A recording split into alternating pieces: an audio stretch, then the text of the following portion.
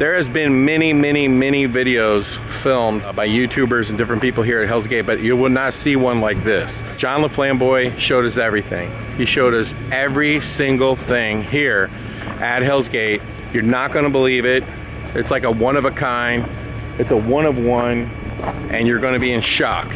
You don't skip through it, because if you skip through it, you're gonna miss stuff. For people who own haunted houses or wanna own haunted houses or just wanna know how they operate, this is the video that you need to watch. I'm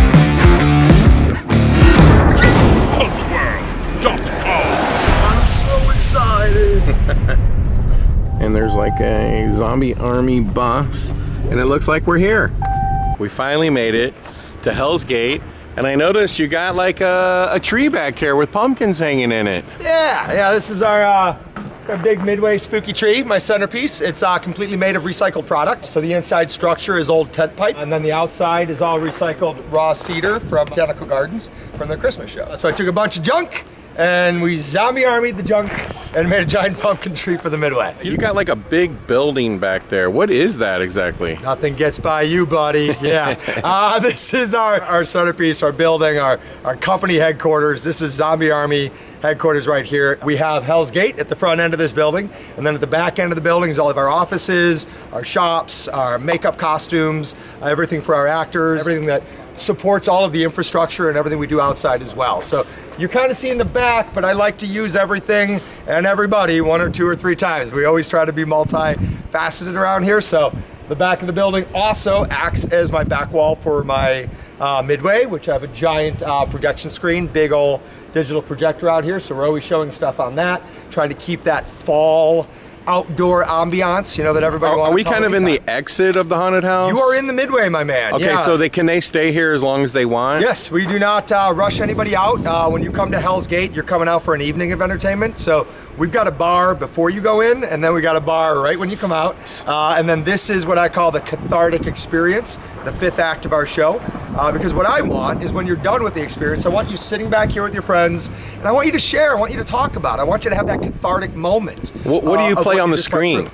So we play a mixture of our videos, our promo videos, our origin story. We do a lot of origin story filmmaking here, that kind of, the show within the show, the backstory of everything. So we like to show a lot of that up there. Sometimes we'll mix it up with some of our favorite clips from other independent horror movies. And I noticed over there you got a couple food trucks. Yes, yeah, so we like to bring in outside vendors. Like I said, I want my audience to feel like this is an evening out. This is a destination event. So we have amazing food vendors out here. Joey's, very famous Joey's, Chicago's hot dogs. Then we got tailgate caterers, and you don't see them right now. They pack up every night, but Rebel Ice Cream also lines up over there. And then we have our snack shack. We have signature drinks.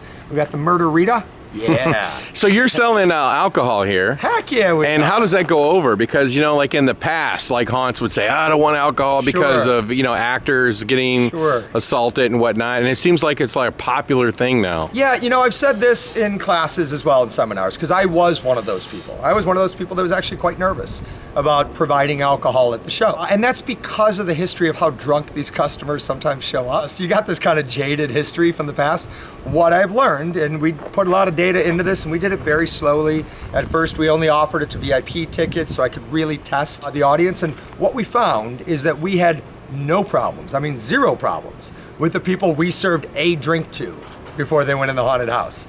All of the problems came from those people pre-gaming in a parking lot, drinking way too much, way too fast, like a lot of high school, college kids. Does it really help the bottom line? Is it very effective? Alcohol sales? Yeah. Do people come here like? It's why they do it everywhere. It's why it says sporting events, theaters. No. Live events. Here, it is amazing how much people love buying a drink before they wait in my line. I do it a little different than most. I bookend my bars because I want you to have one drink while you're waiting in line. It makes the line a more pleasurable experience. People are having their drink, taking their photos of all my roaming actors. And then when you're done, I want you to have that second drink, that bookend drink, because that's a full 45 minutes later.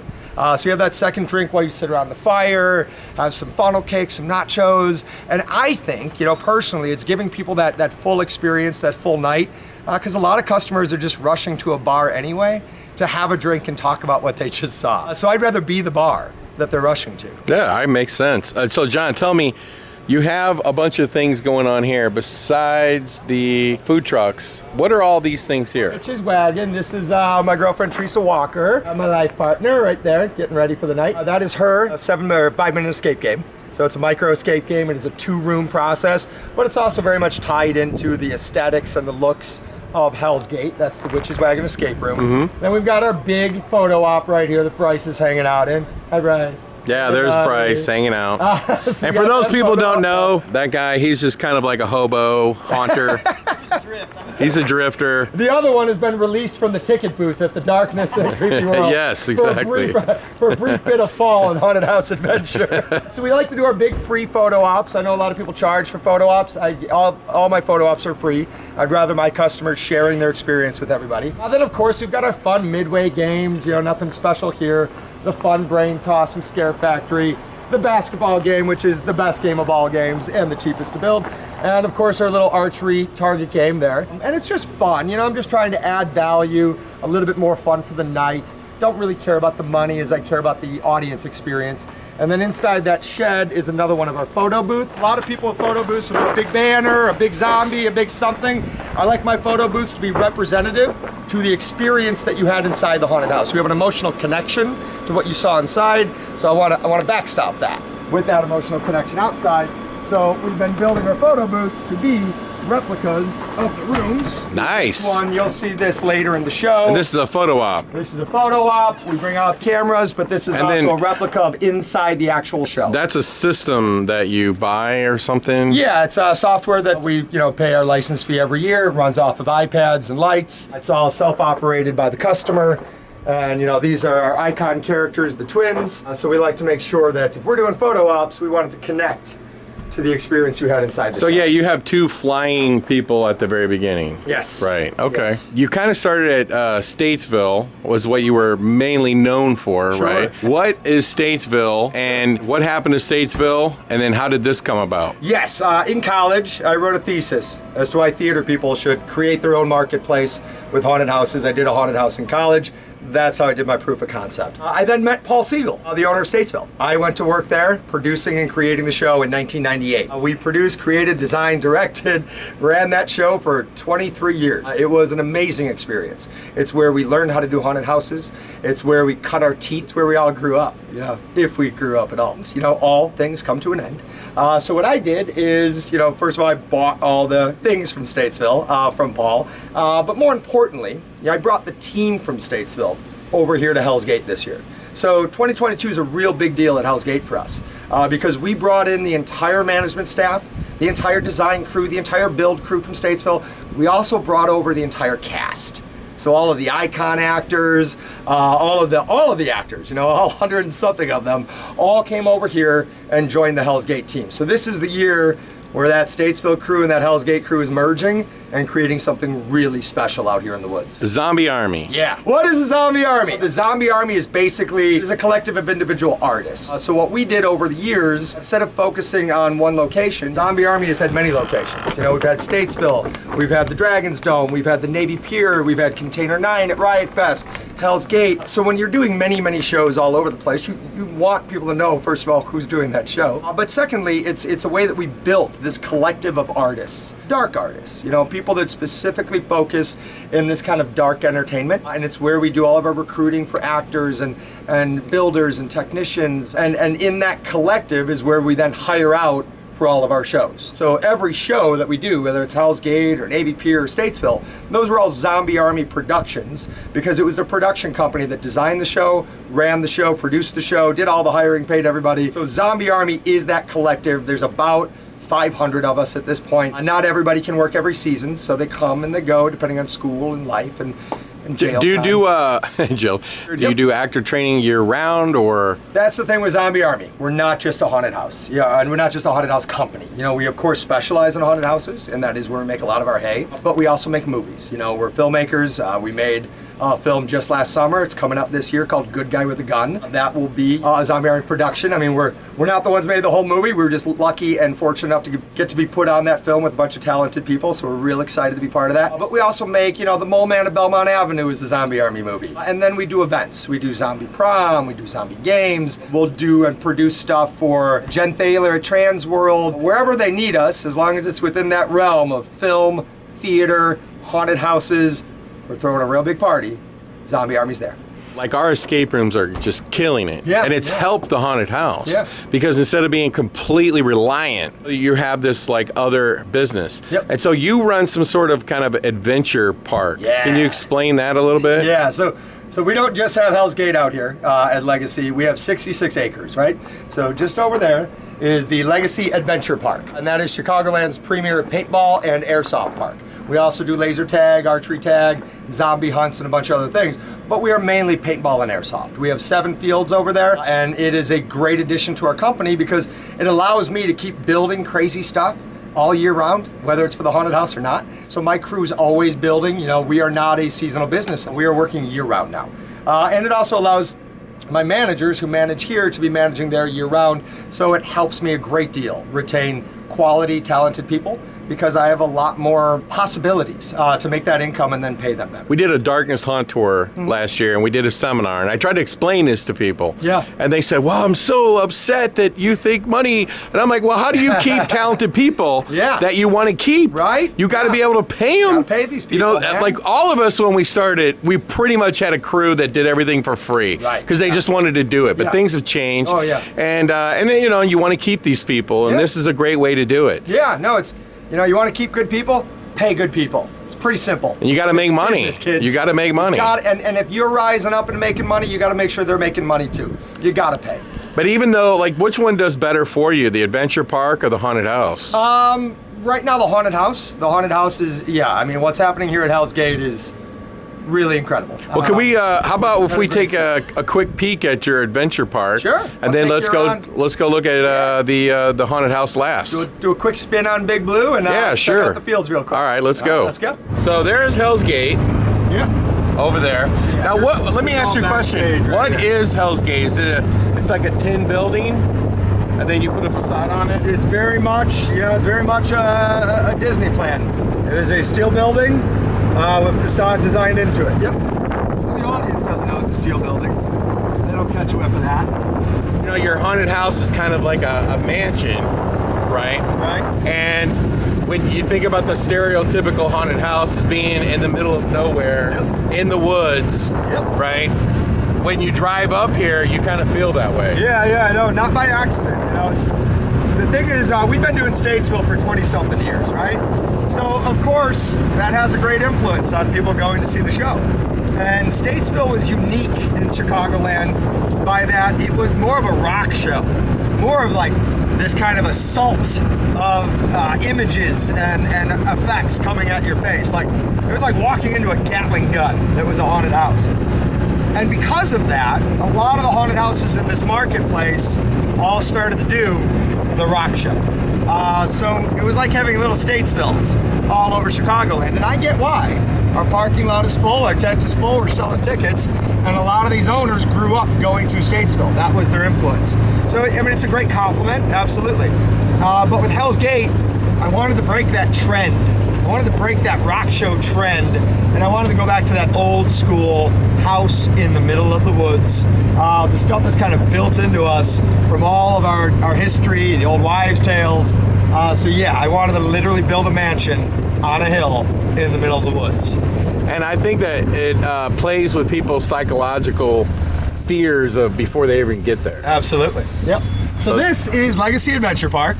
This is our paintball / airsoft park. You see all the pavilions around for the players to gear up and get ready for their day. We do something a little different than most parks. We shuttle everybody to their locations. You're not doing that heavy walking into the woods. Everything at Legacy Adventure Park is about hospitality, hospitality, hospitality. So we don't want you waiting. We don't want you walking if you don't have to, especially with 66 acres and fields spread out everywhere. We will shuttle all the players back to the fields.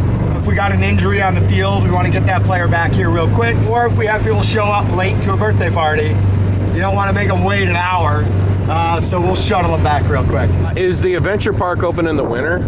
The adventure park is open in the winter, yes. We got some people coming to camp this weekend, so they will camp at a campsite, and then they will be walked through the forest to the haunted house at night. It's not even a listed purchase. We only do this for super VIPs, but that way they get the full camping experience and the haunted house at night. Hey there, do you have security overnight? No, man, we all live out here. What are you gonna do? This is Ghost Town. For any of the viewers that remember City of the Dead, which was our second haunted house out at Statesville, Ghost Town is basically made of the recycled parts of City of the Dead. So it's a lot of our recycled lumber and wood, some of our big scenery pieces. We just tore to pieces and brought it out here and made a circular design, which is very rare in paintball and airsoft. I call it the cover your ass field, because you can't just bunker down and hide out for the day. So they have to play within the yellow ropes. They play within the yellow ropes. You get your red bucket raised in the water tower, that's how you win. You get your blue bucket raised, that's how you win. So centerpiece in the middle of the circle. So everybody's trying to fight towards it? Yeah, and you're always moving. You know, it's always kind of shifting your flanks, because you can't just play straight up and down. You got to communicate and rotate, otherwise your side is going to get wide open on somebody. And if they get shot, they're out of the game? They got to go back to either a respawn back at the base. You know, we got this base here, that base over there. Otherwise, if it's a one-shot game, yes, you're out. You go to the safe zone. And how much does it cost to play? Well, airsoft is, what, $35 field pass. You got to buy your BBs from us, but you can bring your own equipment, guns and masks. But we are a eco-friendly field. Everything we do here is eco-friendly. So you have to use our BBs so we know they dissolve well. I've got American bald eagles nesting out here, feeding out here. I take it real seriously. This is another field. I'm just gonna drive by this one real quick. This is Sanctuary, but this goes all the way to the back. I believe we got some of this stuff from Nethercraft back in the day. That's a big forest field out there. So that's just another game. Yeah, another map, another field. Right. So we've got 7, so we could have 7 different fields operating at the same time. You have all sorts of stuff. Perfect land for it. Cliffs and lakes and creeks. How long did it take you to build? Fishing spots over here. Yeah, I see that. Do you go fishing in there? Yeah, we got 5-pound bass out here. Beautiful. Do you allow people to bring fishing poles? Oh yeah, I'm a big community guy. So as long as it's not when I've got players on the field, I allow fishing here. It's all catch and release. So how long did it take you to build the adventure park? So we actually got it. We took it over. It was a defunct paintball park. So it had a few small fields. They went out of business, shuttered the doors. It was left empty for like a year and a half. We came in and did the zombie army thing. We built big scenery, and if you look, this is Omen. This is a huge field.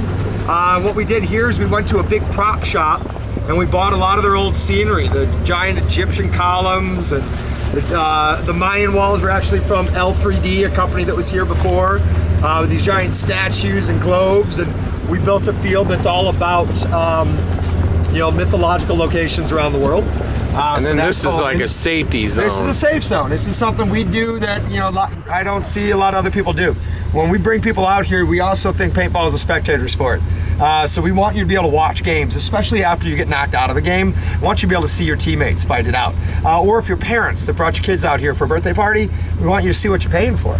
So we got these viewing areas. And you can see a couple spots where a paintball got through. It's the net. And that's why, that's why you have the net. Yeah, safe zone. We know a little bit about paintball because we did a paintball hayride. Yeah, paintball ride. Yeah, hayride. Yeah, I've seen that video. That was a lot of work. A lot of work.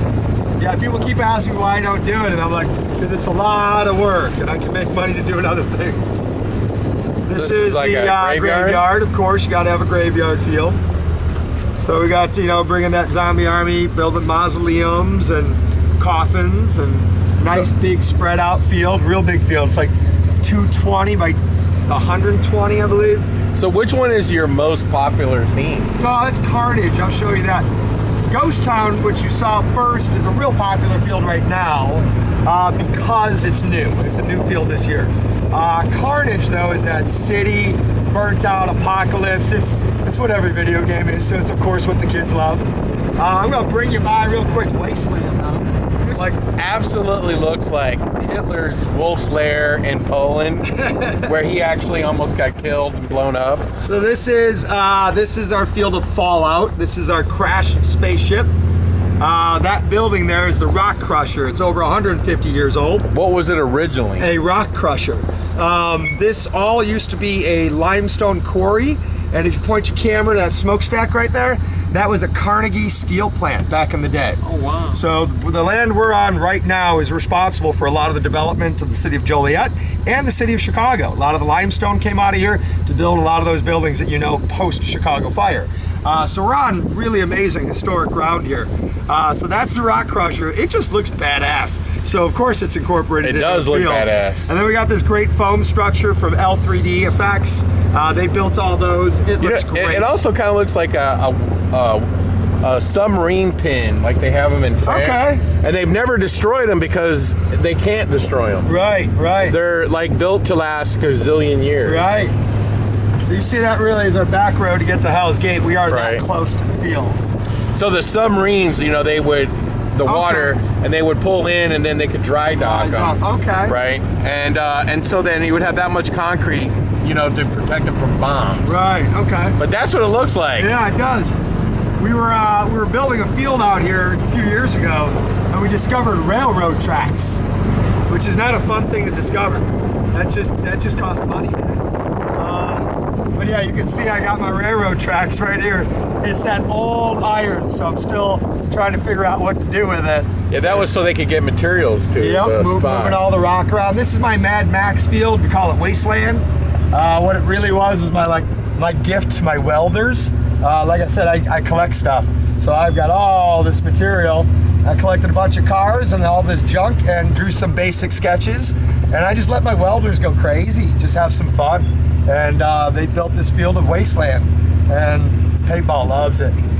Oh, I can imagine that would be the most popular one. Yeah, this one's a little tricky. I call this close quarter fighting. Everything's real tight quarters in here because of the ground. You can't do a whole lot with the ground here. We are on a quarry, so a lot of times when we try to dig, we hit bedrock because they already dug. But coming up here, this is our King of the Hill. That looks like a paintball bus. We got that is a paintball bus for the old CPX Park, Challenge Park in Joliet. This is our King of the Hill battle, where we'll do city wars. So you have an entire team of 100 back there at Wasteland, and an entire team over here at Carnage, and this is the midline right here.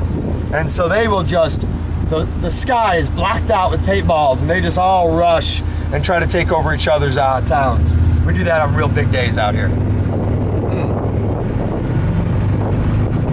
Yeah, this place looks amazing. Yeah, it looks really cool. Thanks. This is Carnage. Everybody loves Carnage. It is that apocalyptic, beat up, burnt out town. The players love it. It's got a little mix of that urban field with a little bit of the woods. We kind of cut into the woods there to give a little bit more cover for teams that were flanking around. But this is a big fan favorite. If they could play here all day, I think they would. So next year, I'm going to build a lot more cool stuff out here. I'm going to go some double-story buildings out here. Yeah, give the players what they want, man. That vehicle right there, like I said, collect weird stuff. That's from the actual Batman movie when they filmed in Chicago. Dark Knight, it's even got the Gotham stickers still on it. Oh, really? So, where's it say Gotham? See the shield? The white shield, if you got close, it'd say Gotham on that on both sides. That's like when they went underground and Joker pulled up with a bazooka. Yep, exactly. Yeah, when he was I wonder if it was the one that they filmed in, like when they were transporting Harvey. Anytime I could buy stuff like that, movie props, you know, I'm buying it for fun. I don't care to restore it. The players love it. They're nostalgic about it. I'll decorate my field with that. So you got some Batman Dark Knight history going on there. One of the greatest movies ever. Absolutely. Bryce, what do you think of the adventure park? It's awesome. Seeing as I've seen other haunted houses with paintballs attached to it, this is next level. Have you ever been in here and checked it out? I've been to Hell's Gate more times than I can count. We came like 4 times last year alone, but I've never actually stepped foot on the adventure park. So this is your first time? Yeah. It's cool. The Mad Max field is a personal favorite. I probably get my ass whooped though because I can't play paintball for shit. Yeah, I love the Mad Max field too. Yeah, that was a fun one as an artist to build. But you just like have fun with it. I mean, I try to make sure all of it's fun. Otherwise, why bother? Are you going to add more fields? I don't know yet. 7 feels like the magic number. You know, you don't want to Gettysburg, get too high. the Civil War. Right? It's a good number. This place very much is run by those people. Say hi, Cece. Say hi, Ben. Those beautiful humans right there do a kick-ass job. My brother Kyle is the GM, and they are the ones that make all this magic happen on the weekends for the players. I just sit here and have my little wake up in the morning coffee. You can see this, it's a beautiful sight. I mean, this place is amazing. I love it here. It's beautiful. It's the dream. You know, this is what I dreamt of. This is what I worked for. This is what the last 23 years has been all about, is getting here to this. To be on a piece of property that you want to come to every day.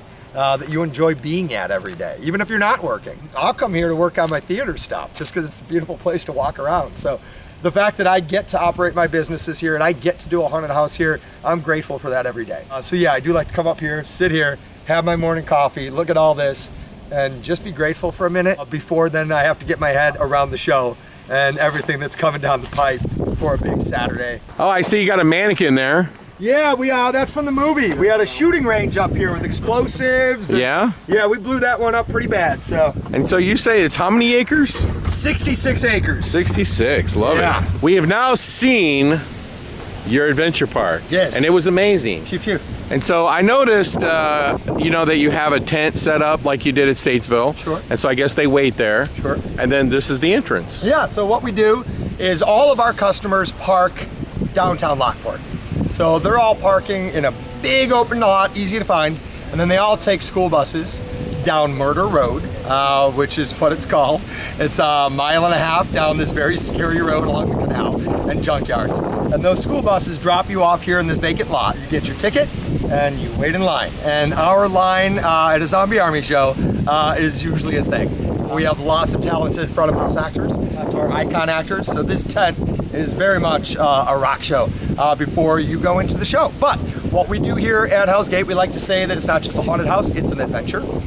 So you start your adventure by walking into the woods. And no one wants to walk into the woods at night because deep in our DNA, it is written that shit will eat you in the woods at night. So we like to start with this. You have a lot of mulch on the ground. Hell yeah. I used to have mulch at Creepy World, but when it would get wet, it would be soupy. I noticed you got like, it's real thick. Yeah.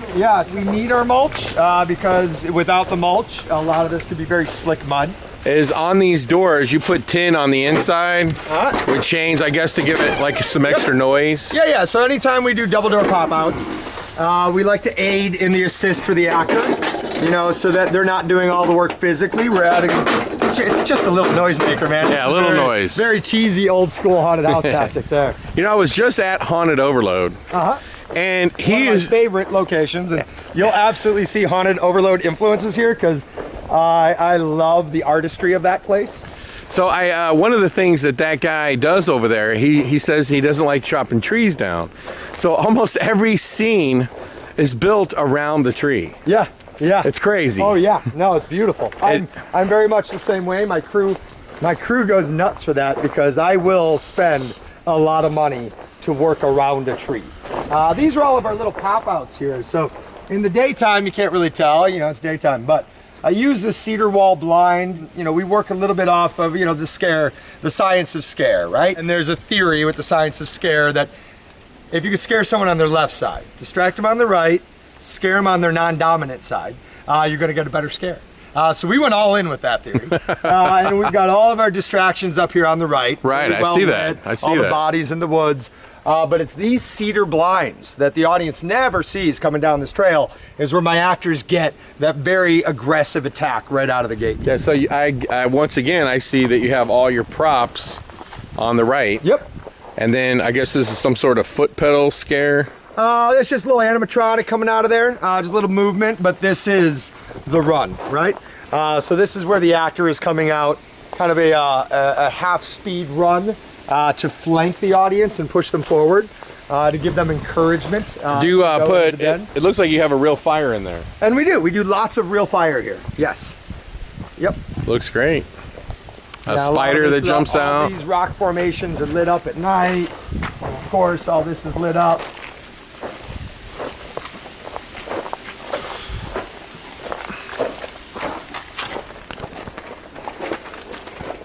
And this is our laser swamp. So you we have got that nice, you know, And you got a mid-chest boar. laser wall. Gore And then galore we've got boar. one of the Gorgalore hog head comes out into this while we've got two actors pinballing you coming up and down out of the fog. And there's your laser, I guess. Yeah, we got, I think, you know, probably 12 lasers in there. No, we try to really accentuate all of these rock formations. It is something we have that most people don't. You know what it feels like right now? What's that? It feels like the Planet of the Apes. Okay. Remember the original movie? Yeah. You know? I'm waiting for it. You know, and like hearing horses, and I'm gonna get thrown in a net. We can work that out. Because you know, it's like you have a net. if you go to the actual filming location, it's very similar. Okay. You know, with the rocky peaks, Right. and then of course trees. Right. Right. Now, one of the things we really like about all this, the natural stuff, you know, none of this was here. You know, I should say that. I should say that right now to your viewers. Nothing existed here. There were no roads, there was no building, there was no infrastructure. This literally was just a piece of woods. And I had this crazy design in my head, and I would walk the woods to see if it fit. Well, I have a question for you. Are those real like animal bones? Yeah, real Where do you get them animals. at? Yeah, we got a friend, Kim. Kim drops these off for us, Kim Myers. She has a really cool company where she works with bones and dead animal art. So she'll come and dump truckloads out here for us, and I like decorating all the trees with bones anywhere I can. And then the kids will make bone art with the bones out here. It's a lot of fun. Yeah, they're All everywhere. of this is all natural, and so I came out here and saw things like this rock. You cannot find that on most locations. And as we walk into our graveyard, you know, the fun thing about our graveyard is it goes around a swamp. It goes around an actual real swamp. Yeah, we noticed that. So That's we've pretty got the cool. swamp on the left, and then on the right is a cliffside. So no matter who you are, it's still very uncomfortable because there is nowhere to go. You can't go that way, you go into a swamp. You can't go that way, it's up a cliff. So we try to use those natural elements to create that fear. And that's kind of that old school fear. I got a lot of equipment over here. We're getting ready for the weekend. But it's kind of creating that old school animalistic fear. You know, being trapped, of being in the woods, of having nowhere to go. I noticed you have like all your props covered. Yeah, so today's Thursday, so of course we're not ready for the weekend yet. All of our technicians are rolling in right now. Everything gets covered up for the days that we're off. These are beautiful props from Ghost Ride, from Unit 70. I don't want them in the rain if I don't need them in the rain. So we bag them for the week. Are you guys open today? We're open tonight. Classic, old school, just coffin slapper. The noise does all the damn work. This is our coffin peninsula. So we have a couple of zombies inside behind the coffins chasing you through. And they're working all these little pop-out holes. You know, the idea is they can come from any direction, from below, from up top. We got stairs built back there, so the stairs will help them get high on you. How much acreage are you using for the outdoor part? Not much. Geez, just a few acres for the outdoor part. Does an actor crawl out of there, I'm guessing? Yeah, that's a nice little place for an actor to crawl out. And then, you know, you can't see any of this at night. You just see the shapes of the gravestones, but you can't see the gravestones. So this is all about zombies coming out of the fog at you. Yeah, this Looks is like a big real tree fallen trunk. redwood tree. Yeah, you know, because a lot of redwood trees in Illinois. Yeah. Yeah, this is cool. These, and they'll pop out on the side.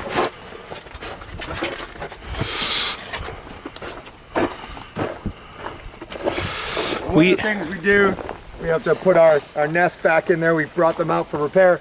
One of the things we do in the tree is just another one of those natural phobias. You know, instead of telling people like zombies are all in there, we put some beehives in there and just some speakers with buzzing bees. And that natural phobia of being stuck inside a tree with bees scares people a lot more than zombies coming out at them.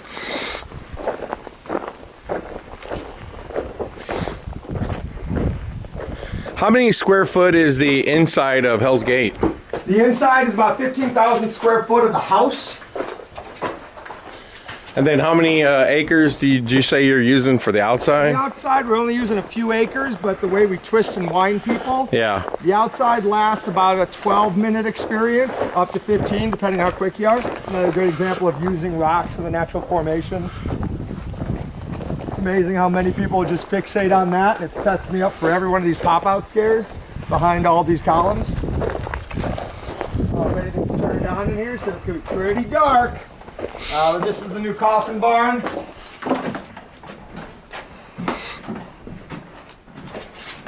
Pneumatic bouncing around, double door pop out right there. Then we have the customers come all the way back here into the coffin. No, exactly. We call this City of the Dead East Side. Well, you really feel claustrophobic in here. Right? Yes, cool. And then we got the big old shaky room from Scare Factory. And we just filled ours with Spanish moss because it adds to the shaking.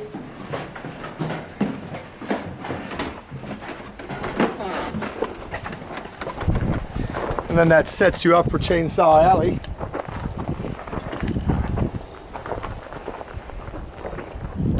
We got all of our scarecrows on the side to set up the scare at the end with the actual actor. What do you think people like more, the outside part of Hell's Gate or the inside? You've got both. You know, you got people that love the outside more, you got people that love the inside more. And it is really two different feelings of shows, right? Like an outdoor show is always going to be different than an indoor show. So I feel like I'm in this really great position where I get to serve both audiences in one show.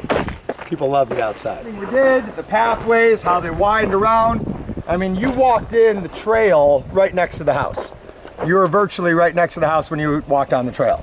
But the goal is to disorient the audience so much by the twisting and the winding around back there that it feels like you went way, way out in the woods. But the reality of the situation is you just did a nice little U-turn for me before you came up the porch. So part of what we're doing here is really tied into that science of fear, is creating something that's larger, that's more imposing than the audience. You know, so I need them to walk up a hill towards this large figure, just to get that sense of awe that this is in fact bigger than they are. And I have these great wrought iron gates here. You know, if you're from Chicagoland, you may have heard of the old Burr Oak Cemetery that got condemned because it was stacking bodies on top of bodies.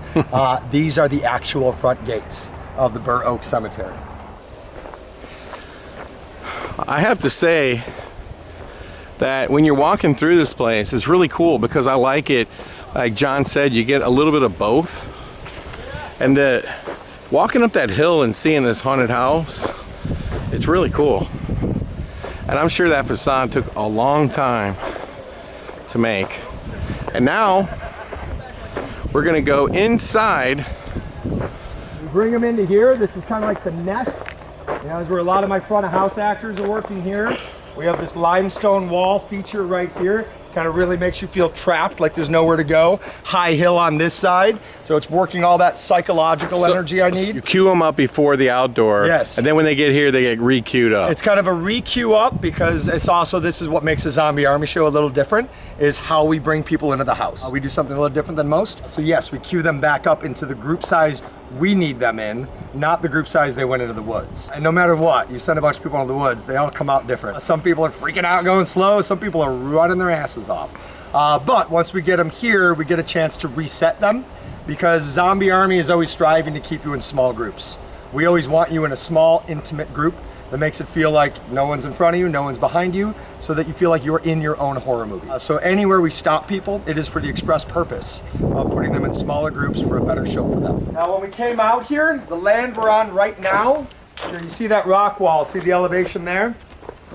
The land we're on was 8 feet higher than the top of that rock. Really started with me and my brothers out here with 200-foot tape measures in the woods, climbing over a hill, and me just yelling, yeah, just a few feet to the left, I'm sure.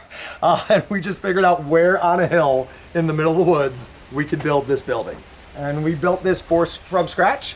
As far as I know, it is the only haunted house in America built by haunters for haunters. This was specifically designed to be a haunted house and very little else. I don't want to say nothing else. We like to have a lot of other fun here. The cool stuff is cool, but if you're a haunter, it's the behind the scenes stuff. That's what really makes the deal. Come on in. Let me adjust something real quick here. Like I said, you're here before it all happens. Oh, hello there. Little man. Those lights are cool. Okay, so John, we're in like what I guess is kind of like an entry Yeah, so pre-show. This is the foyer. This is the foyer inside Moorstone Manor here at Hell's Gate Haunted House. And this is also one of the first times you'll really notice Zombie Army does things a little different with their show. We are theater people. You know, at the core, I am a theater kid. I grew up a theater kid. I got into this business because I'm a theater kid. So what we do is we do a big opening scene. You know, this big opening scene can last up to 4.5 minutes. We are processing up to 80 people in this opening scene. I prefer 40, but we deal with 80 when we need to. And it is for them to get the seeds of the story, because that's another thing a little different. We are all slaves to our story. We have a storyline that goes from beginning to end here. The characters are all connected to that story, and we find ourselves to be storytellers. So we start the story in here as well to let people know where they are, what happened. Twins are my two icon characters. So you come into this room and it's lightning and it's thunder and it's madness and chaos, and you get all lined up and you're hiding from what's outside in the woods, and the maids tell you, don't trust the children are not children, and then blackout. It's not like being in a room with 80 other people and all the lights go pure blackout. So there's that nice unsettled freak out moment, and then the lights come up and the portrait of the twins, you see how it's a sliding door. That sliding panel opens up. The two actors walk out onto the mantle, and they tell you how their father brought them back from the darkness, but the darkness came with them. So they are now two demons hiding in these 12-year-old bodies, spreading the darkness throughout. I'm so glad you guys wore darkness sweaters. Very supportive of all of you guys. Really, really good support I'm feeling here. This is the big show, and then at the climax of that big show, one of the twins flies over you on a fly line and lands over there. The other one drops down at your faces. Both portraits drop down. Adam Johnson from Poison Props designed these special for me. They come flying out of the portrait holes, so that way the entire ceiling is coming down on top of you. Blackout. Because I want to leave you in that same blackout where you don't know what's going on up there anymore. And then you go through the secret passage. So hold on a minute, let me open it up for you. This is pretty cool. Go through the fireplace. Oh, that's cool. The fireplace slides to the. So do all 80 people walk through You it? bet your ass they do. The next part? Sorry, you bet your butt they do. No cussing on YouTube. So that's our zombie puppet there from Kip. This is our, we call it the rules room. It's the study. So we bring all 80 people in here after they see that show, but now it's time to break them up into small, intimate groups, because I do not want a cattle line going through the haunted house. And the twins are up there And again. the twins will follow you throughout the show. Like I said, our storyline runs from beginning to end. So you'll see icon characters intermixed throughout the entire show. Everything here at Hell's Gate, we call it, you know, an adventure. So it's all about secret passages. You know, you absolutely everybody has to duck down and get real small and go through the fireplace, which is wildly uncomfortable when there's 80 people in there. Then you get to this spot and we break you up into small groups now. We tell you the rules. We remind you not to touch anybody in the building. They won't touch you. We make sure they know about our fire exits. We want everyone informed. But all of this is done inside the story as well. And then we break people up in small groups and send them through a secret passage. Well, this would be your second secret passage.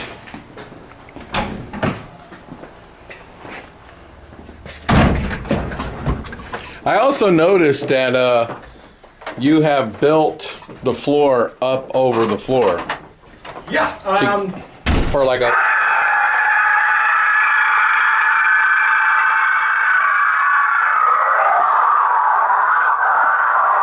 For like a slat feel, and then you got wood floors here. So a big thing I'm trying to do here is, you know, I want to create that true experience. So the entire house has actual oak hardwood floors. I did hardwood floors throughout. I did it legit. This is not painted on wallpaper. It's legitimate wallpaper, legitimate wainscoting. And then we also used actual antique furniture throughout the place as well. We need people to feel that they're actually in this mansion on the hill and not just something that's decorated to look like one. So this center hall, this hallway goes 200 feet all the way down, and it connects all the rooms to the center hall. So you're going in a room and then back out to that center hallway, always inside a house. Now, none of the air is on right now, so you're gonna get a lot of noise, but none of the moving props in the pre-show.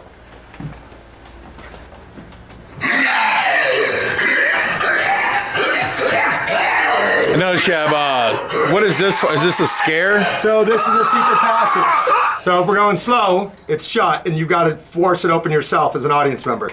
If we're going medium, it shows you a little bit. If we're going fast, it's open all the way. So our secret passage throughout also have gauges.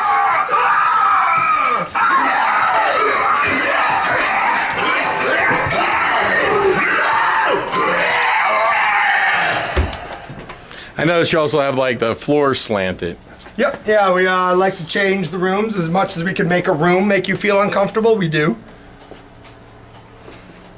One of the few spots you'll see blood in the entire haunted house is just on the food. We don't do blood on people. That's one of the things we avoid here is blood and gore. We are more of a demonic demon haunted house.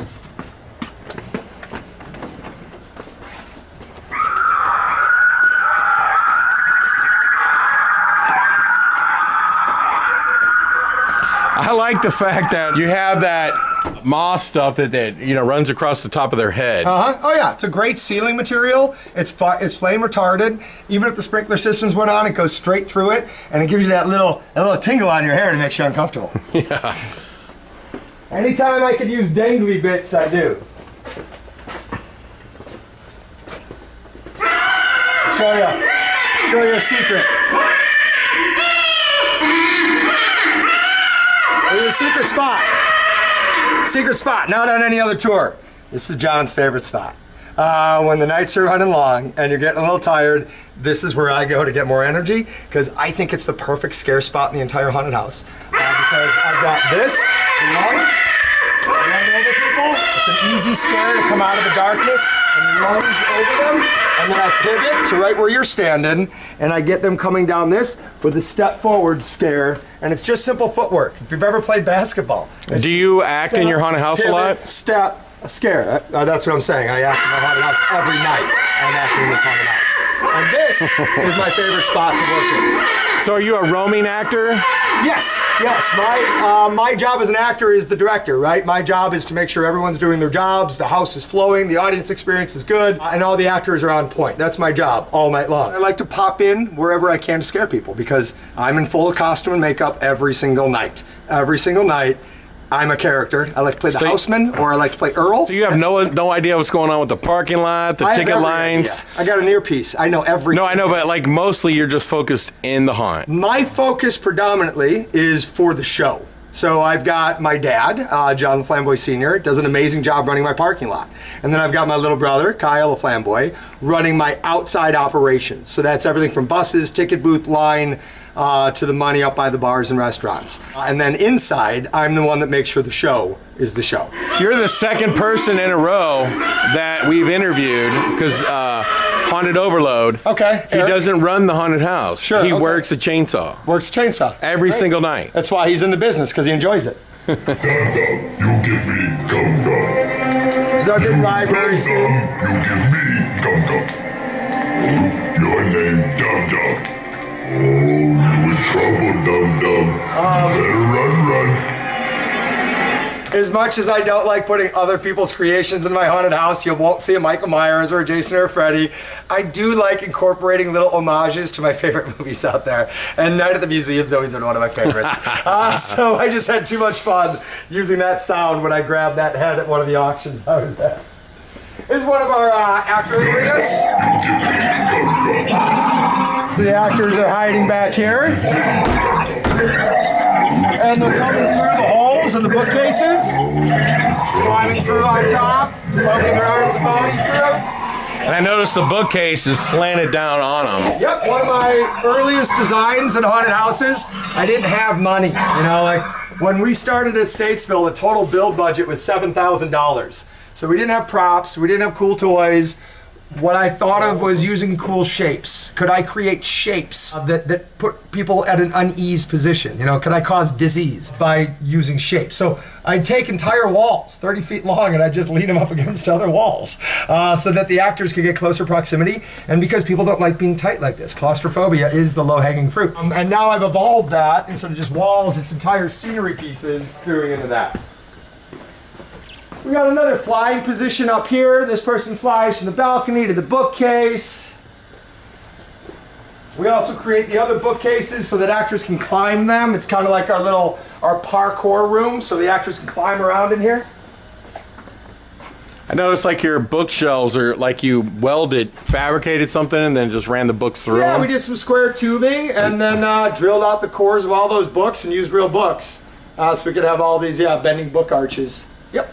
Very nice. And then, of course, secret passage transition. Very Scooby-Doo. And this is the greenhouse, which when you come through at night, you'll see almost none of. This entire room is lit by the lightning storm. It's a Lights Alive effect for those of you out there that know lights at haunted houses. A great system, great company. Lights Alive has their lights up there that responds to the soundtrack of the storm. So we're getting these bright flashes of white light that then will show all the spiders and the infestation. But for the most part, it is super dark when you're walking through here, just shadows, which gives my actors just a great place for ambush. And they are the plant characters, so they're covered in ficus bush kind of stuff, so you never see them. They are very good. And of course, I love double door pop-outs. So I added a double door pop-out right in the darkness here. Oh, I love that noise. It works every time.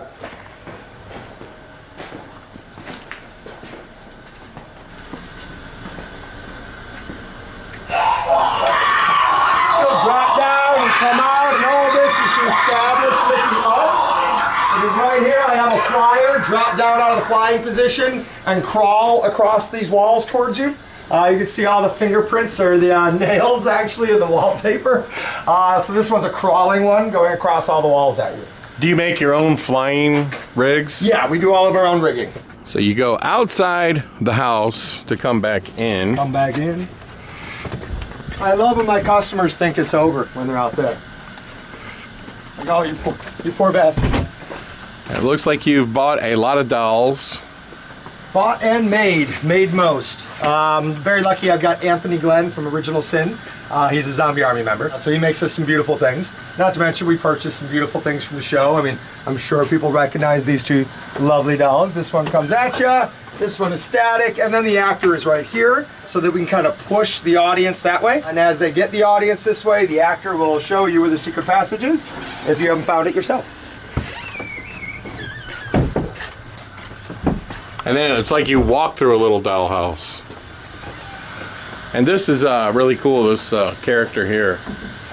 It's one of our icons, that's Mother.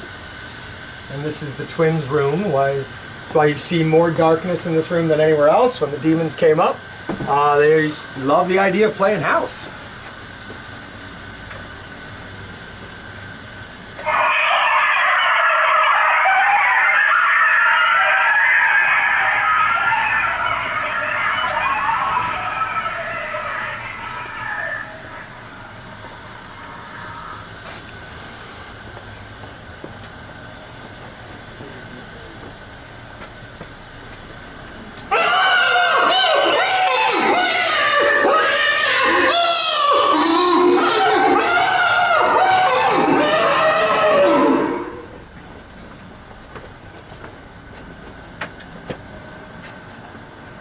We're just walking through, and you see like little spots for the actors.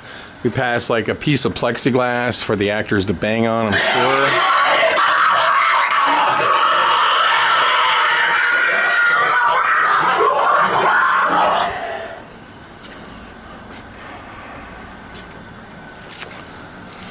This is definitely a very long haunted house, for sure.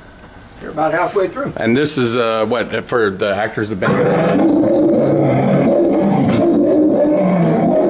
The halfway point in the house. So once again, we stop the groups and we split them back up into their small, intimate sizes. And I always like to give people eye candy to look at while they're waiting, because I do want you to have that intimate experience again. So that means you gotta wait just a little bit for the timing to split everyone up. So this is the critter room, all filled with, we've got Madagascar flying cockroaches up here. We've got a giant monitor lizard here. This is Mr. Cuddles. He's a big boy. Then we've got, I believe that's a carpet python there, some Afghan tortoises here, and live scorpions here. And then we've got one of the cute little pop-out scare snakes here, just for funsies. So yeah, this is all about splitting them up, and if they're looking at all this stuff, they don't feel like they're waiting. They feel like they're experiencing something. And as you can tell from a lot of stuff, I'm a huge fan of Disney, huge. So this is kind of like our homage to the Haunted Mansion, is going through the attic, because we do what Disney did. We used art and scene pieces from other shows, other projects, to decorate the space. So although the audience just sees a creepy old attic, we see the last 23 years of Zombie Army and all these little weird props all over the place. Now, like I said, it's an adventure, so you get to choose, Larry. Small box. You wanna go in there? No, big one. Medium box? My ankle hurts. Go in there? Yeah. Or you can bring your sore Achilles tendon in the big box right here, buddy. And they all lead to the same spot, I guess, got right? it.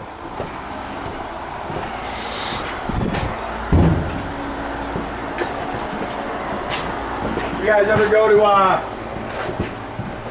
Indiana Beach amusement park? I've heard of it. Oh, it's got a Do you go around again or do you go down? It's got like a haunted castle from like slide down. 1952. You slide, baby. Oh, okay. The haunted house with the giant slide. Where the heck did you get these slides? I had built it. We designed it. And we custom built. And friends of ours who are hold on to the sides, slow you down. So this slide is custom designed for this purpose. You know, a lot of people say you can't do a slide in a haunted house. And I look at their slides, it's because it was one. Of course you can't. It's a bottleneck. So I designed a slide for the entire group. Did you guys manufacture it yourself? We have friends that do steelworks over at P&G Crane. Our friends over there built it. They're badasses and they know how to do it. So this side made for this purpose. It's from the Mole Man of Belmont Avenue, movie we did.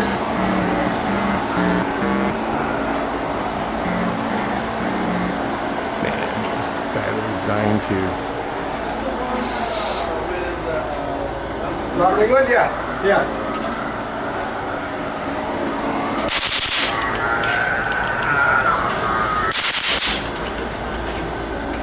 That's my homage to the old school Frankenstein. How do you not? I mean, that's the thing as a designer, I'm just a big fucking little kid.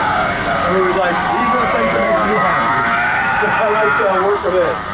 And Indiana Beach used to have this it's an old haunted house, like way back when. And they have this really cool scene where you look down into the Frankenstein lab. And that's like my first memories of a haunted house. Is that looking down, because they did the trick floor. That was just kind of tilt a little bit.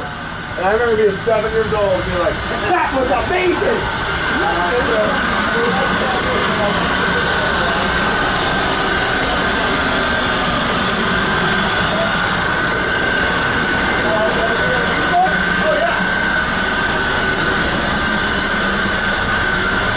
You know, you got stuff above you, to the side of you, hanging in your way. Yes. Floors, you're doing the walls. Yes, it is a complete immersive experience. We like to say around here, I design in 360 degrees.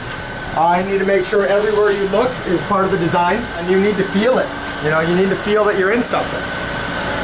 Is this another secret passageway? Oh yeah, everything's a secret passageway. I figured. Keep going straight, you'll find it. Is this it? Yeah. And we're going to the right. And we got squishy floors here. Really depends. Come over here.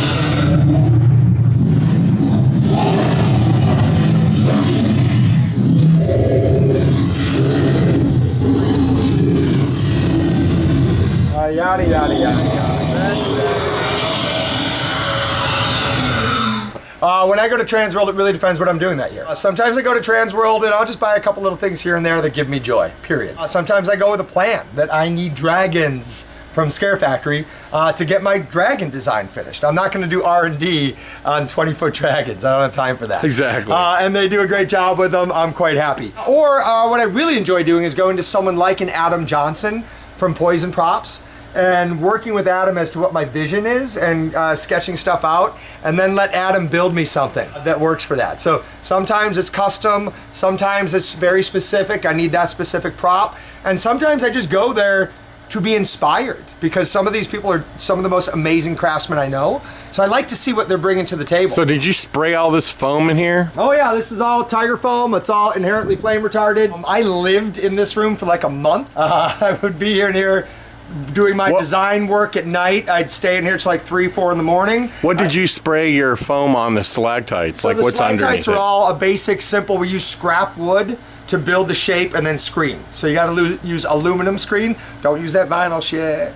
Don't use that vinyl stuff. Sorry, censorship.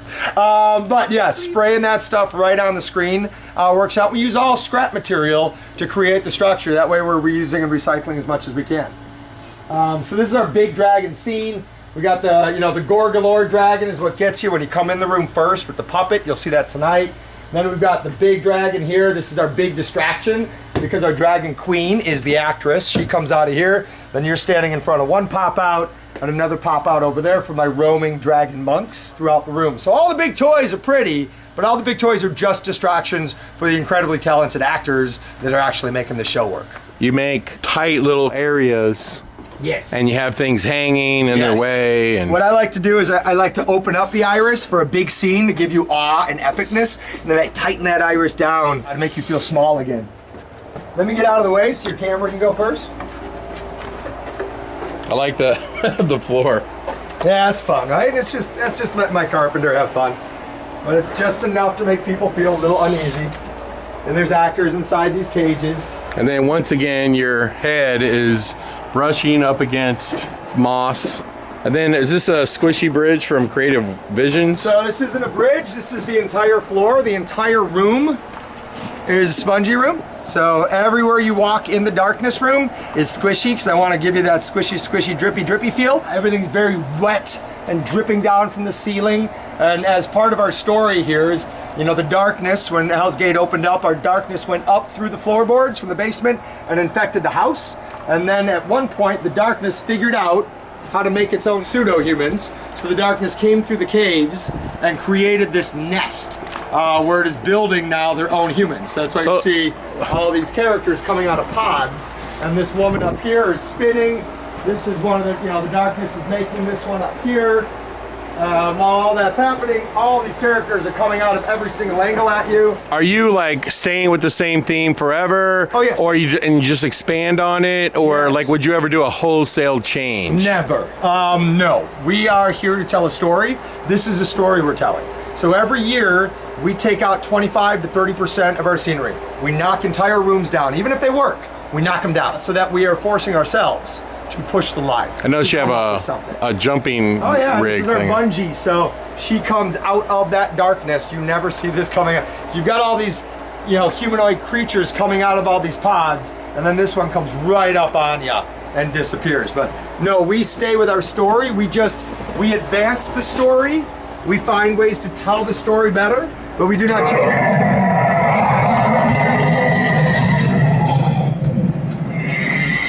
Well, you have a lot of squishy floors. Yep, the entire darkness room is basically squishy. Is this just like foam under it? Yeah, this is Mark from Creative Visions. And then here's your exit. Go ahead and push the way out. There you go. And then you're through the whole thing? And now you've just got your exit to the gift shop. What's up with the goofy animals? Sure, so this is a mansion, and mansions often had topiaries. So this is also my chainsaw alley. So instead of having a murderous chainsaw guy, I literally have a guy out here with a chainsaw shaping bushes, carving the bushes. That's funny. It gives a very creepy And I noticed feel. you put like If you notice all of this actually, Larry, all of these plants and all of these trees, my dad helped me out with this, specifically planting ivy that's gonna turn red for October, specifically planting the sumacs to turn red in October. All these bushes, you'll see, all these leaves are turning red for me right when I need them to. So all of this landscaping is also part of the show design. And I don't need a big scare here. I just need this fun kind of movement down this trail, because I need you to calm down a little bit, because I need you to reach deeper into your pockets now. Because now we're going to the gift shop. And I need you to be ready. and then how do they get back? Buy things. Say hi to Teresa. So let's say they go through the gift shop, they go to your Midway. Yes. And then what is there, just consistent trams taking them back? Yes. Yeah, the buses run all night, nonstop. Yeah, it's okay. always about making sure, we don't want our customers to have to wait.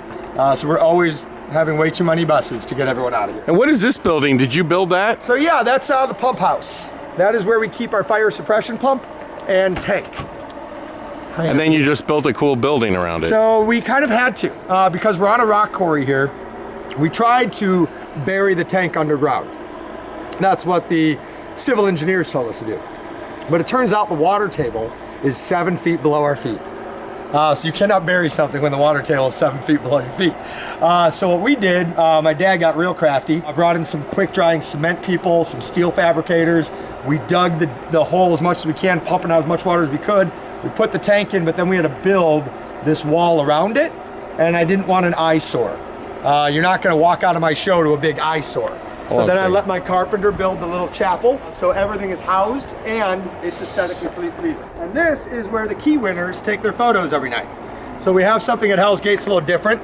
If you find the key to Hell's Gate, your ticket is free. And where do you find the key? The key is on the Keymaster.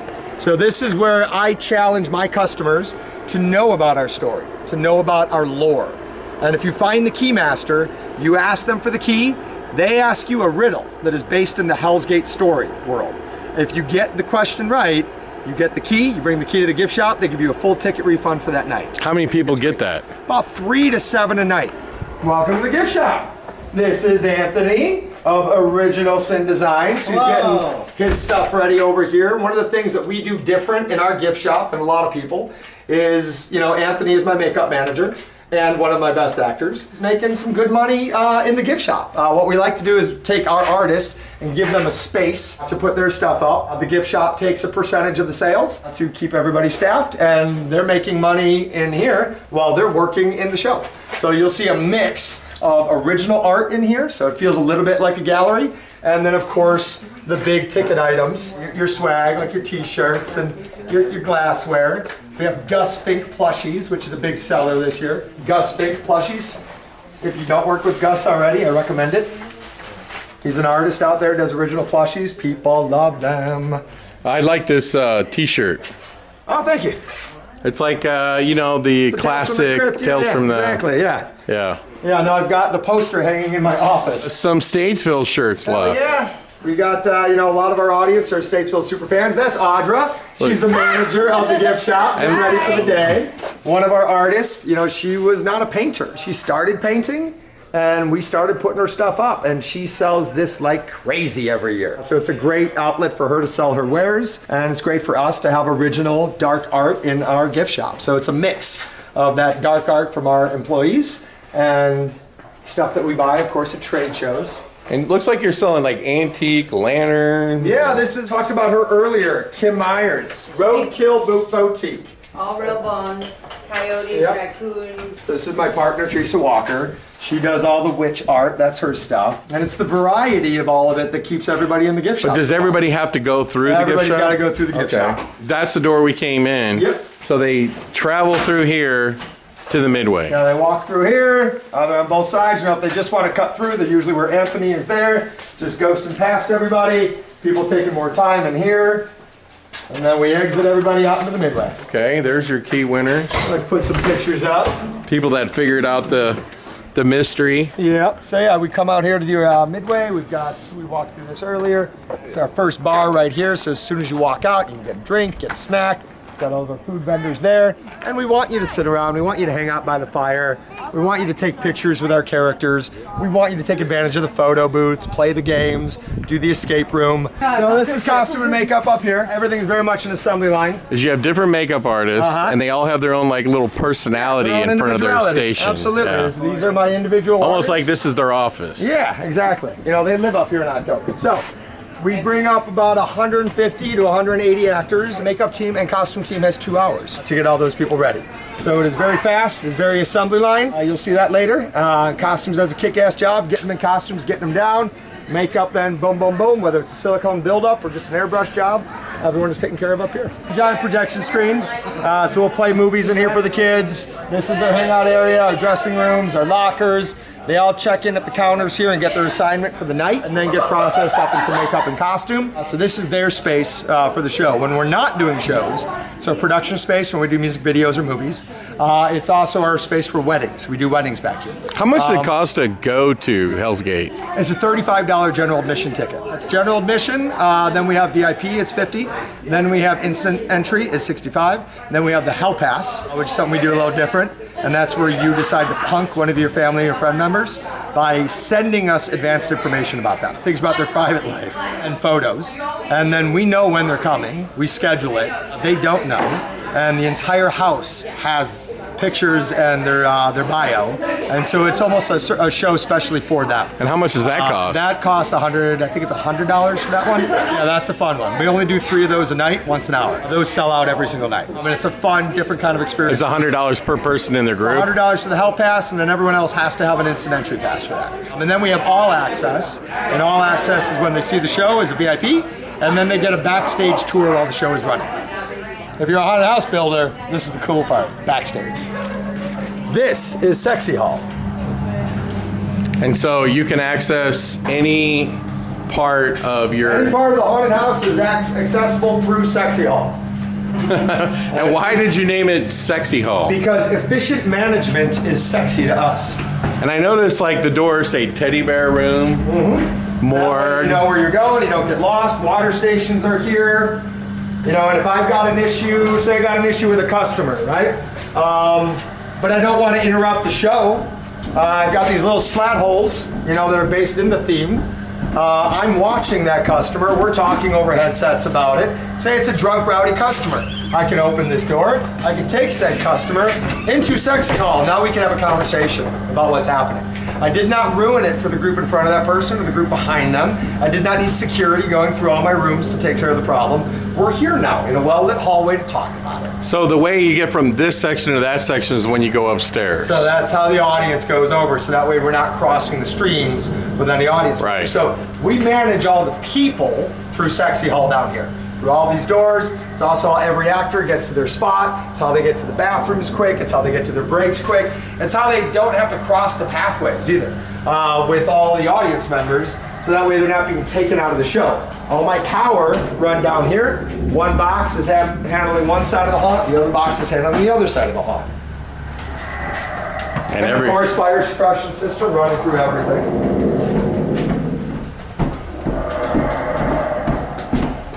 And we made sure it was a nice 8-foot wide hallway. So that way, even if all the doors open at once, we still got a middle lane. And you have like these little gaps to put your animatronics. What's that? To put your animation Yeah, we can drop our controls. little controllers on the outside of the wall. So this door here, that's the front porch. So when you walked in the very front room, that door is right next to it. So you can see the hallway goes from the front porch of the show all the way to the actors area in the back. One continuous hallway. And you built this building from scratch. How long did it take to build it? 6 weeks. 6 weeks. How many people? A lot. Took me 6 weeks to build a building. Took 6 weeks to then build the show. Did you have like a contractor build the building? Company called FBI built the shell, and then my dad's crew, builders, came in to do the framing with us. I don't know, 32 people on my build crew. This is where we load the flying twins.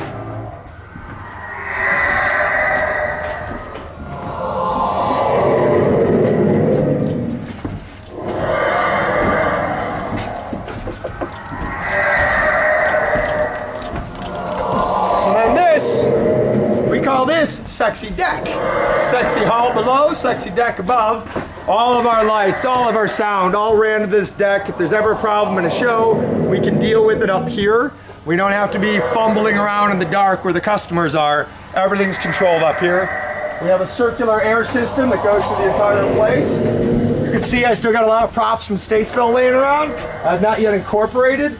I like to build viewing windows for when I do VIP tours. So if you want to look down into the dragon room from above. Yeah, it's very impressive. And then the entire system, the whole house is all run sound-wise off of this one computer here.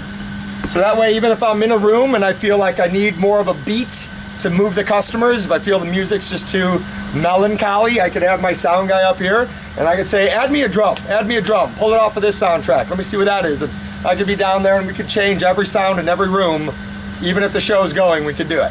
Every once in a while, I just ask for more babies crying, because babies crying is just very unsettling. Yeah, you've seen videos of people freaking out in airplanes because somebody's baby's crying. One of our flying positions, so you can see all of our flyers. They all get taken care of in a very safe, closed space with all the lights before they're put into their rigs for the night.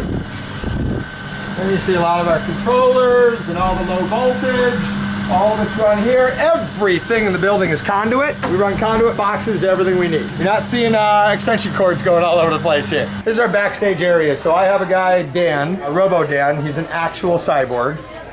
No exaggeration. He's a cyborg. And he works here. He monitors every single part of the haunted house for me.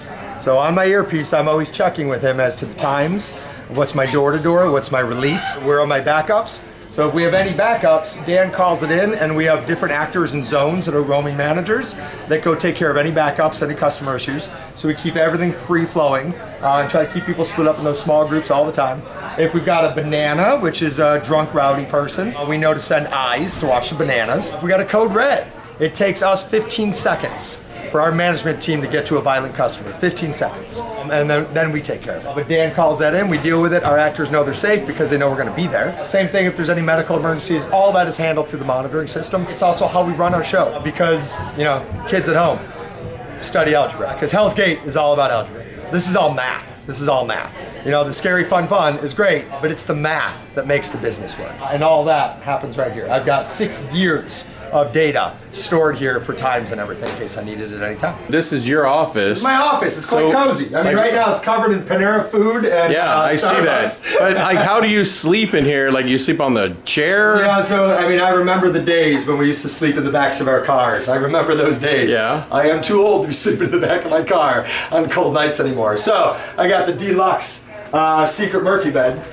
Are you joking me right now? And I'm ready to go, baby. I'm ready to go. So you really do sleep here? I sleep here. This is my bed, my office. How many nights a year do you find yourself sleeping here? I would say probably 70% of the nights, you know, because... No, 70, I'm talking about for the whole year. Oh, for the whole year? Oh, geez, I don't even know. I sleep here all the time. I love sleeping here. Because it lets me work late into the night. It lets me get impulsive, you know. It lets me wander around the haunted house like a weirdo by myself and just come up with designs. There's no one interrupting me when I'm here all night like that, so I love that time here. And then when we get to the show, you know, we're counting tickets and we're doing all of our post-show post-mortems, right? All the managers are talking about what worked, what didn't work, what we need to change before tomorrow. So we get to do all that upstairs in the Zombie Army bunker, but when we're done with that, man, it's like 4 in the morning. So I don't want to drive home. That way I could stay later, I could talk to managers, I could talk about the show even later, and then I get my quick nap, I wake up, and boom, we go. So we're in what you're calling the bunker. Yeah, this is kind of like a clubhouse. Very eclectic looking place. Yeah. But I happened to notice that you built Hell's Gate out of Legos. Yes, to scale. It is perfect scale for the inside of the haunted house, 1-to-1. Are you crazy? It's got the little, yeah, I am a little crazy, my man. It's got the twins here where they fly, the study, the kitchen, you know, all the way through. Excuse me, sir, let me reach back here. And because I'm a purist, we gotta have removable, you know, this is the slide area. So you gotta take the attic off so you can see the slide. That is pretty cool. I made all the beds too. It's all legitimate. It's all color scaled. It's all to scale. I made a whole video about making this because this is what I did in the early shutdown of the pandemic because I couldn't build a haunted house here, so I just figured out what to do with my hands at home, and I went a little weird, guys. But yeah, I love my little model. I gotta update it though. I have not updated it for this year yet. We're back here at Hell's Gate at night. And there's the scene we saw a little bit earlier where the actor jumps out of the double doors.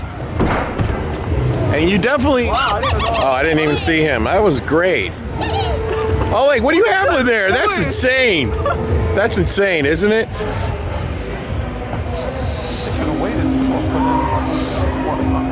This place is definitely cooler at nighttime, huh?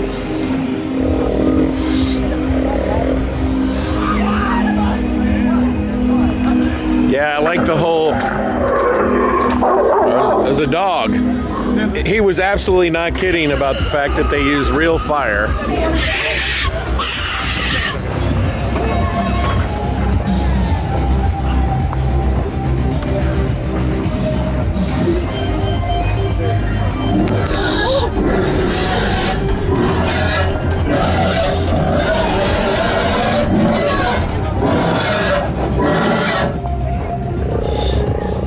Being attacked by a wild boar. This is really cool in the dark.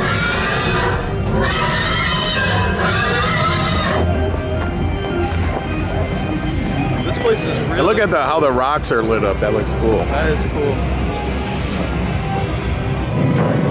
All right. Follow those lanterns up ahead, and whatever you do, put those away.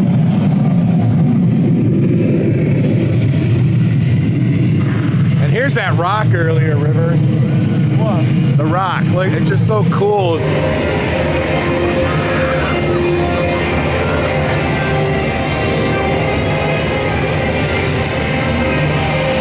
Oh, that was great. You crawl right underneath there.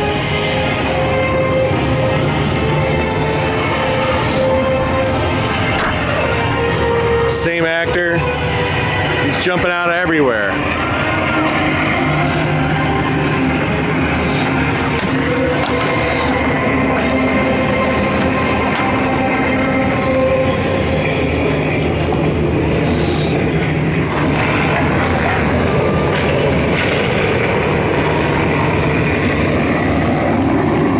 Because the ground is so soft, a lot of them crawl on the ground.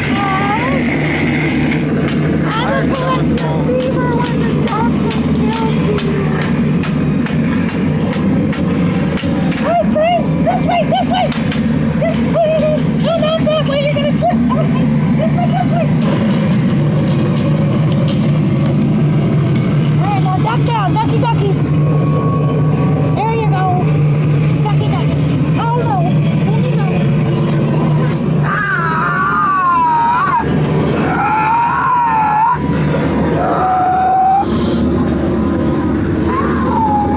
Because the ground is so soft, a lot of the actors are crawling. I noticed that earlier that the ground was super soft.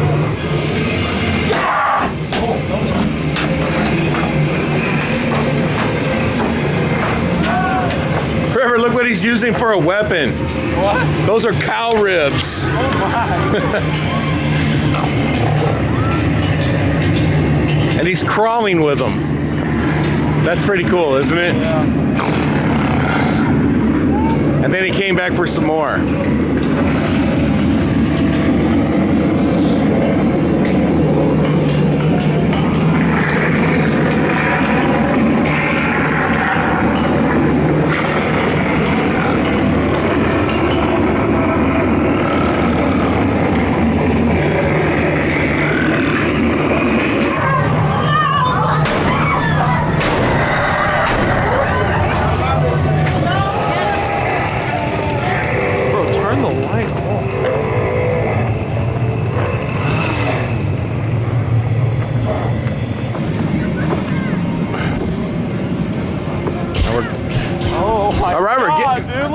River, you got to get a video of it. Well, where's Paul Bear at?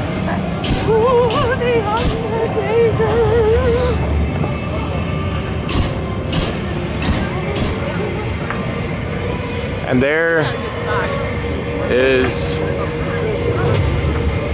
he is very scary.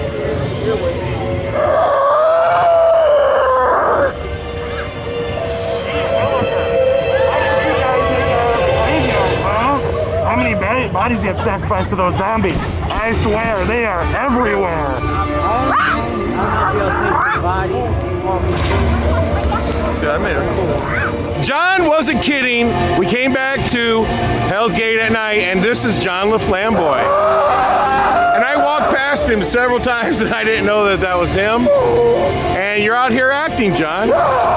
So tell us about your flame over here performer.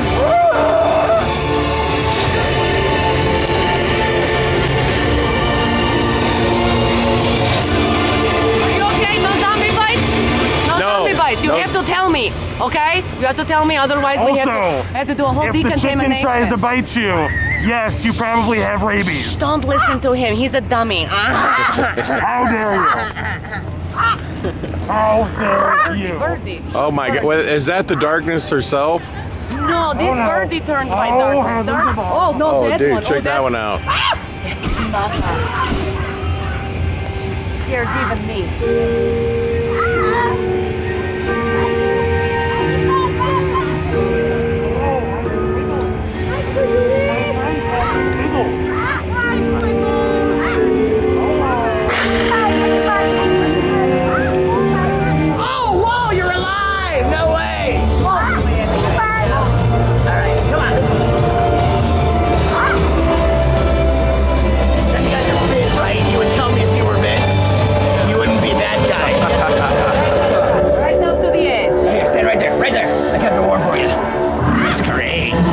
Wants to go in front. You remind me of the guy from what's that movie? Where? Oh, you're The Quentin Tarantino movie. We didn't say you can move. You're scared. The vampire movie, Dust to Dawn. Thank you. Here you go. I got your girlfriend. Oh, dude, I didn't get that one.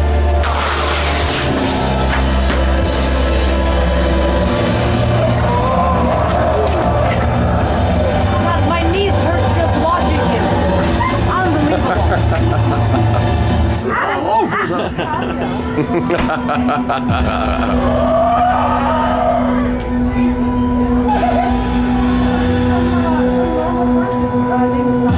Goblin's looking at me. Guys, he's up there all night. That is Dalton.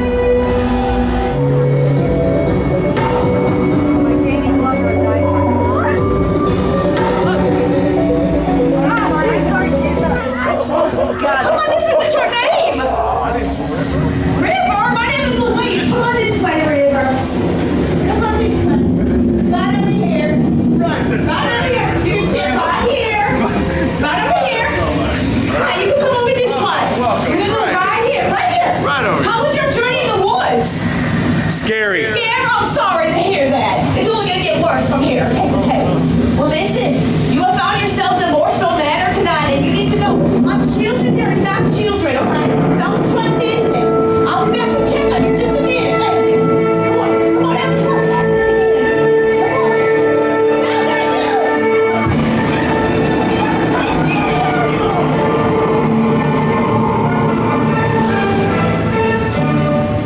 Welcome to our home. Father built us this house after he died. So sad. So sad. He called out into the darkness, looking for his daughters, and we answered his call. We are the twins. And twins. We are twins. We are darkness.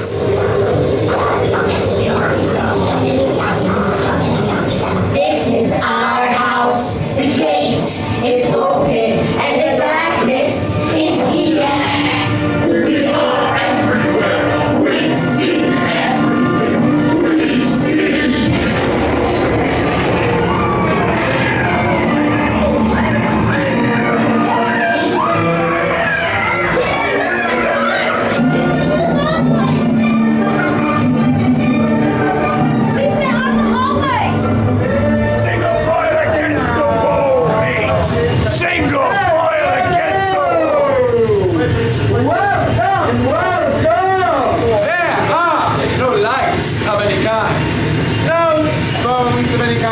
Exceptions, of course.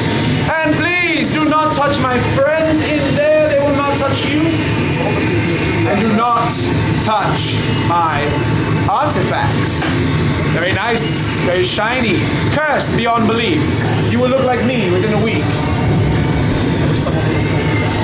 It's not easy to get a date. Are you ready? Yes. All right, go right in. Come on, quickly now. Goodbye, good luck. Been nice knowing you all.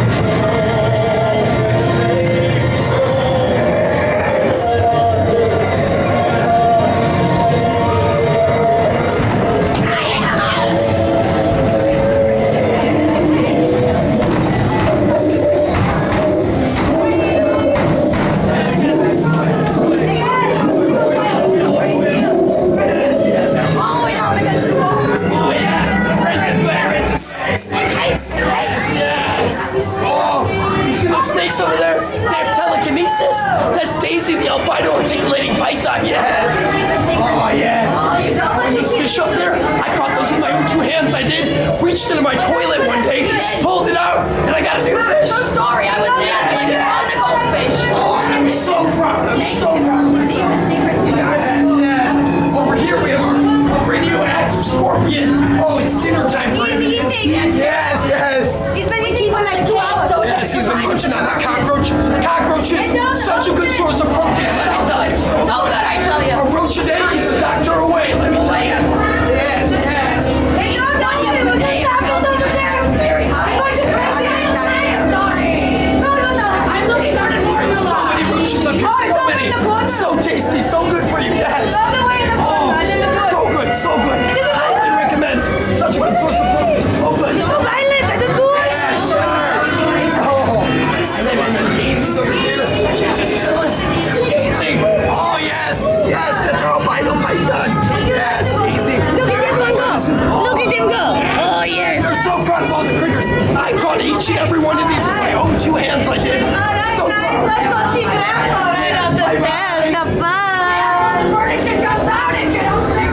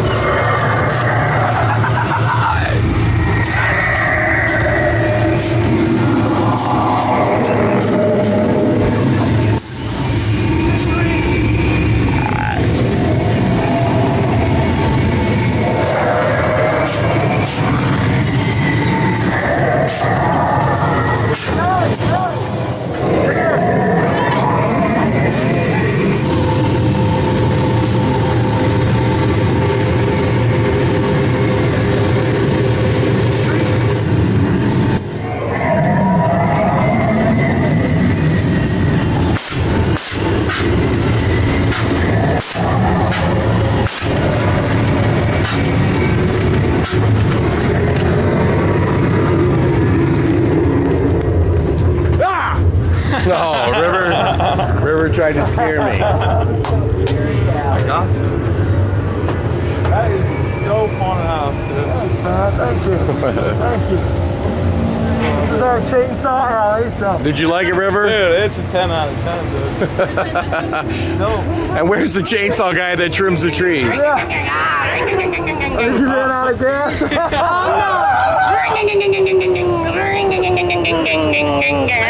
This one's crazy. I am triplets. I am triplets. That's why you see me so much.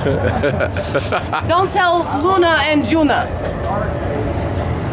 Yeah, it's like you guys walk through with all the lights on and you see it. It's the only time you're going to see it. Yeah, it's because like, once the show starts, we get real dark.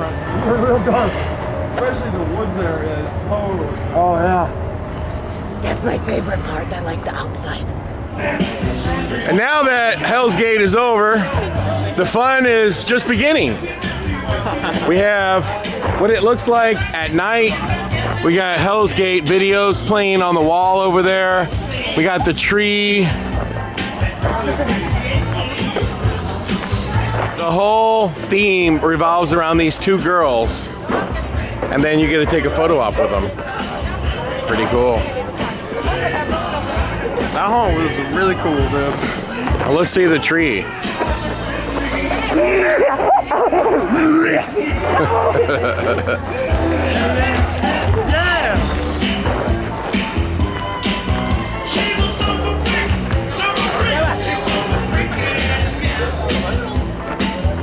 Can you see me, Larry? Yes, I can see you now. Your mask is off. I can do lighting. You want lighting? Yes. Yeah, I can light myself, baby. So, John, I wanted to thank you for giving us a tour. You're very welcome. And the biggest thing for me, the takeaway was that your actors have a lot of fun. Yeah, we have a lot of fun out here. And if I learned anything from you, it was that. Oh, good. You were like really letting the actors, you know. We try to create an atmosphere where this is their clubhouse. It's their show. If you walk through like you did earlier with the lights on and everything, like that's fun. It's pretty, but it's just a stage.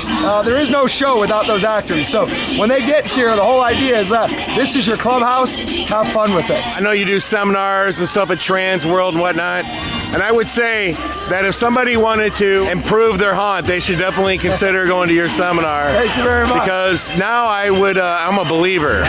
So it's an amazing haunt, and thanks for letting us go through it. And now you understand what the Zombie Army does. Yes, I do. I'm very familiar now. Fantastic. Well, thanks a lot. Well, thank you. I appreciate you coming. I appreciate you showing our show to all the viewers out there at Hauntworld. So thanks for coming by. And thank you, River. It's good having you guys. What did you think, River? It was super cool, dude. One of my favorite haunts I've ever gone through. It's super dope. All the actors were great. It's super dark and like there's like rock music like banging. Like it's freaking crazy. It was awesome. What did you think, Bryce? The intensity doesn't stop from the front door to the back door. And if you get bored by any chance, just wait till the last scene. The last scene is phenomenal. In this industry, there's a lot of personalities, and not everybody thinks every personality is for them. And I'll just say that meeting John Laflamboy here and going through with him, first off, he was so gracious and courteous, right, River? Super gracious. And he does all these seminars at Trans World and whatnot. I would advise you to take his seminars because the actors are just like having fun. And that was like my biggest takeaway. Somehow he's got some fairy dust. And that's what I'm learning. Not everybody's for everybody, but at the end of the day, we're learning something from everybody. Mm-hmm. And I think that's the biggest takeaway. Not everybody's the same. And I can tell you Hell's Gate is certainly not the same from any other haunt I've seen. His actors are absolutely phenomenal. Wouldn't you say that, River? Oh yeah, definitely. Well, John, thanks for the tour. How do they find you again? Go to hellsgate.com. It's real simple, hellsgate.com. Check us out on social media too at Fear Hell's Gate on Instagram and Facebook. Of course, we're on TikTok as well. And if you want to learn more about behind the scenes with Zombie Army, go to daysofthelivingdead.com. That is the web series, the reality show that follows Zombie Army year round. And we drop a new episode every single Wednesday. So we have the documentary about the final night at Statesville Haunted Prison coming out on Halloween night. So check that out. Well, thanks a lot, John. Thank you. Thanks for coming. And if you get a chance, you should definitely come out here. And I can tell you that I don't think anybody's made a video of Hell's Gate quite like this one. So please spread the word and share this video and help promote this place, because people need to come see it. That's all I can say. And with that being said, make sure you like and subscribe to our channel, because we got more haunt videos coming. Do you see what that says right there? What does it say? Exit Bus pickup. Now, River, I'm gonna be a little upset to leave. How about you? Oh, dude, I had so much fun. It really, really sucks that we're at the word exit. That means this video is over. Until next time. For scary videos and more, subscribe to our YouTube page, Hauntworld.com.